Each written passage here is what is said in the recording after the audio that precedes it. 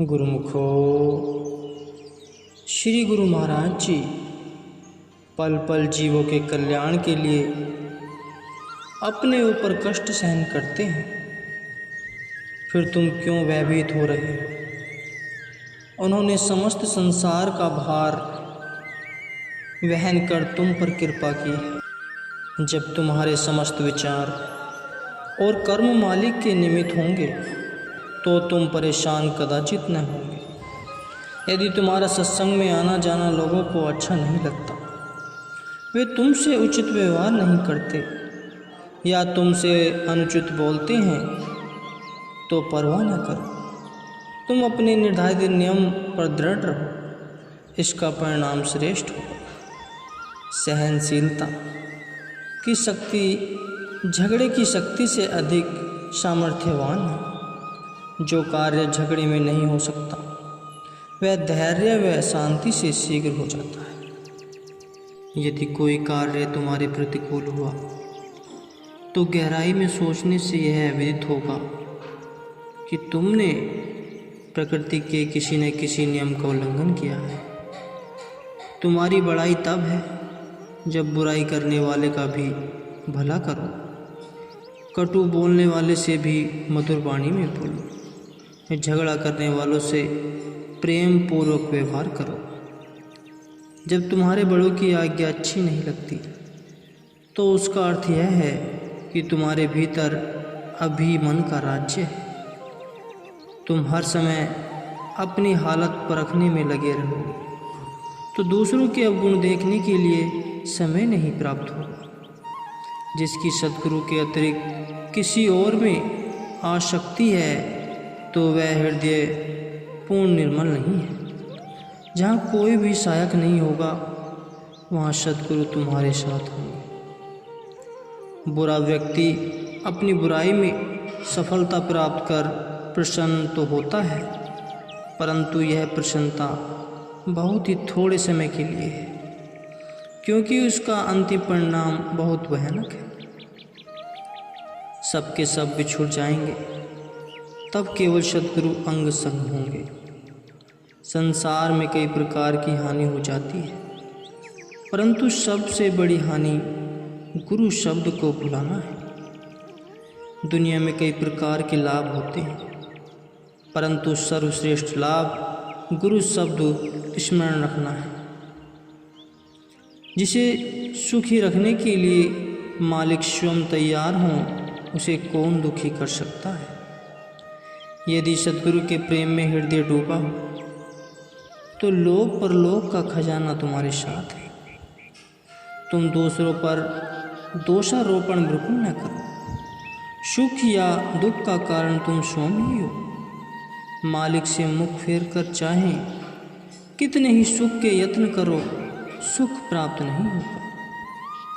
जब तुम्हारे सद्गुरु सहारा देने वाले हैं और शत्रु या दुष्ट लोग धमकाते हैं, तो तुम भय न करो, क्योंकि सबसे महान सबके मालिक तुम्हारी तरफ है।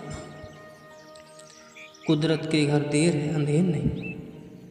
समय आने पर प्रत्येक व्यक्ति अपने कर्मों का फल पाता है। तुम प्रेम उससे करो जिसके हृदय में सद्गुरु के लिए प्रेम हो। मालिक तुम्हें सांसारिक सुख प्रदान करते हैं, तो भी उनकी कृपा समझो, और यदि कोई सांसारिक कष्ट कठिनाई आती है, तो उसमें भी कोई भेद होगा, उसमें भी उनकी कृपा समझो। दुखी होना भक्ति का गुण नहीं है। यदि तुम्हारा कोई निकटतम संबंधी संतों की निंदा करता है, तो उससे किनारा कर लो।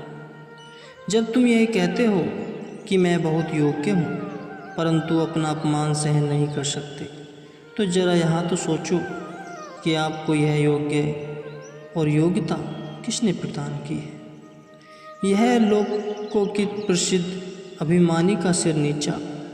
इसलिए इस नम्रता धारण करो, ताकि इस योग्यता की दात आपको अधिकाधिक प्राप्त हो सके। जो पदार्थ या सम्मान प्राप्त हुआ है, वह अपनी बुद्धि या कमाई का फल न समझो, अपितु मालिक की देन व धरोहर समझ उसके गुण गाओ।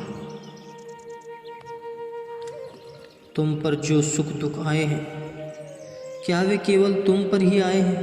नहीं, बल्कि प्रत्येक छोटे बड़े राजा महाराजा और साधु संत पर भी आए हैं। यदि भली भांति देखोगे तो उनमें सच्चा और उनसे सच्चा कोई भी नहीं है।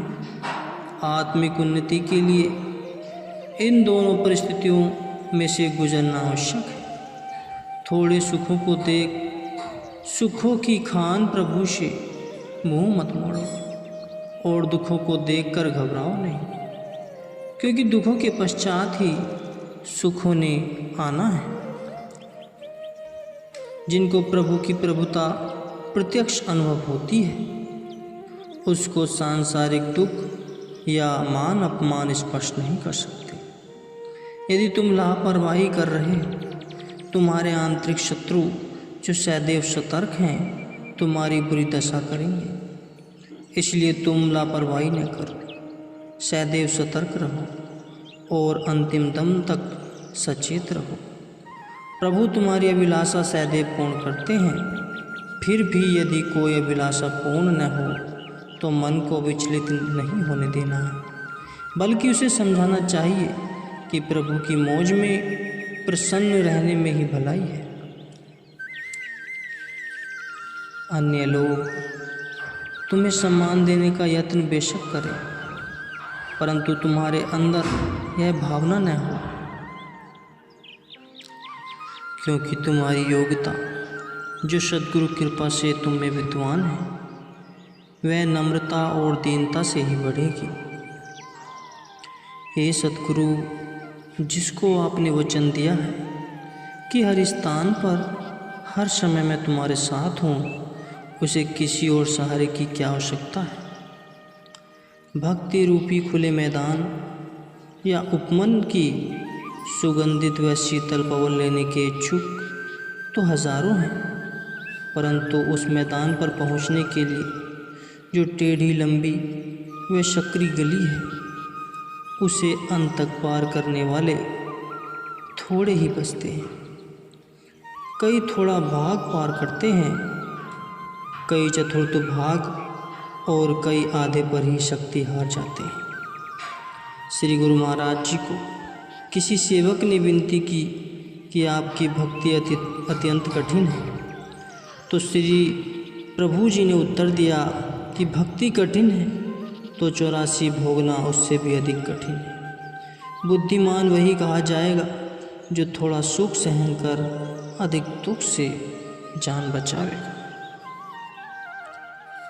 प्रभु की भक्ति चाहे कितने कष्ट, कठिनाइयाँ, निंदा तथा हानि सहन करने पर प्राप्त हो, तो भी सस्ता सौदा समझो, क्योंकि उसमें जो आनंद निहित है वह अमूल्य है। आँखों से प्रतिदिन देखते हो और कानों से सुनते हो कि सांसारिक लोग क्षणभंगुर सुख के लिए सिर भी देने से नहीं टलते। तुम उनसे शिक्षा ग्रहण करो कि भक्ति जो स्थायी सुख है, उस पर अपना सर्वस्व निछावर करना पड़े तो भी कम है। हे प्रभु, आप ही मेरे सच्चे हितैषी हैं, क्योंकि आप त्रिकालदर्शी हैं और अंतर्यामी हैं। इसलिए आपकी सम्मति से कदाचित हानि नहीं होगी। हे प्रभु, जैसे आपके वचन हैं, आप वैसी बुद्धि प्रदान करें। केवल आपके वचन पढ़कर छोड़ न दूँ, परंतु इसमें जो अमृत रस भरा है वह पीकर अमर आनंद प्राप्त करो।